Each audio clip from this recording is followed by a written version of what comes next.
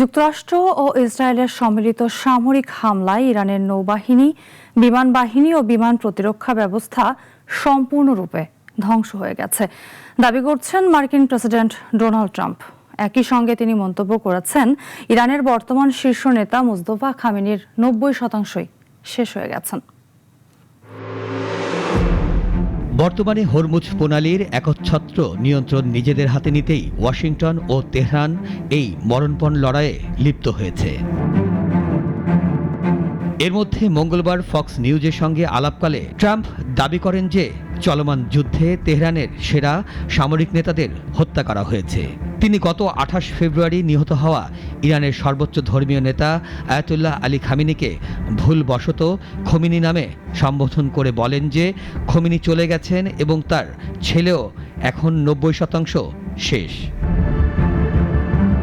গত ২৮ ফেব্রুয়ারি বাবা Ali Khamenei নিহত হওয়ার ওই একই মার্কিন ইসরায়েলি বিমান হামলায় গুরুতর আহত হওয়ার পর থেকে মুস্তফা খামেনিকে আর জনসম্মুখে দেখা যায়নি, যা তার বর্তমান শারীরিক অবস্থা ও অবস্থান নিয়ে আন্তর্জাতিক মহলে নানা গুঞ্জনের জন্ম দিয়েছে।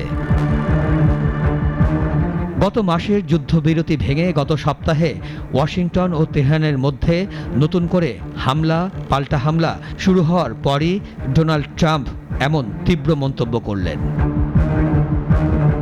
মার্কিন প্রেসিডেন্ট ইতিমধ্যে দেশের কংগ্রেসকে আনুষ্ঠানিকভাবে অবহিত করেছেন যে তার সরাসরি আদেশে ইরানি লক্ষ্যবস্তুতে একাধিকবার জোরালো বিমান হামলা চালানোর মাধ্যমে পুনরায় সামরিক অভিযান শুরু করা হয়েছে।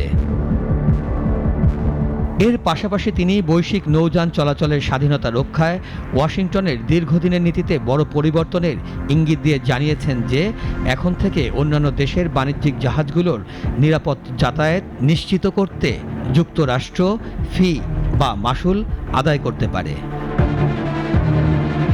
যুক্তরাষ্ট্রের এই বিমান হামলার সরাসরি প্রতিক্রিয়ায় ইরান ও বাহরাইনের অবস্থিত মার্কিন সামরিক ঘাঁটি এবং সংযুক্ত আরব আমিরাতের সঙ্গে সংশ্লিষ্ট দুটি ট্যাঙ্কারে ক্ষেপণাস্ত্র ও ড্রোন হামলা চালিয়েছে। হরমুজ প্রণালীতে ট্যাঙ্কারে চালানো ইরানি হামলায় ভারতীয় বংশোদ্ভূত এক নাবিক নিহত এবং আরও ৮ জন আহত হয়েছেন। এই ঘটনার পর আমিরাতও তেহরানের বিরুদ্ধে কঠোর সামরিক ব্যবস্থা নেয়ার হুঁশিয়ারি দেয় দুবাই ও আবুধাবির মতো বাণিজ্যিক অঞ্চলগুলো পুনরায় যুদ্ধের চপাটাঘাতে পড়ার আশঙ্কা দেখা দিয়েছে। মিরাজ মিজু, নাগরিক।